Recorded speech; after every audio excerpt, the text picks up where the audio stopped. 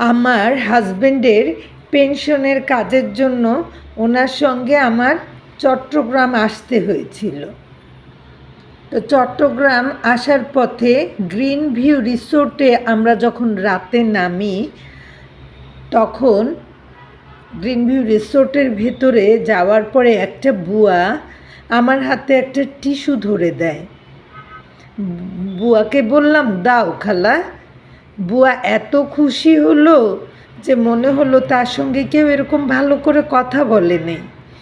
বুয়া আমার কথাটা শুনে বলল, আমার হাতটা ধরে তার বুকে চেপে ধরল এবং বলল, আমার মনটা ভরে গেছে। আসলে কথা দিয়ে আমরা মানুষকেও অনেক খুশি করতে পারি। কথাও একটা সাদাকা। আপনারা সবার সঙ্গেই ভালো ব্যবহার করার চেষ্টা করবেন।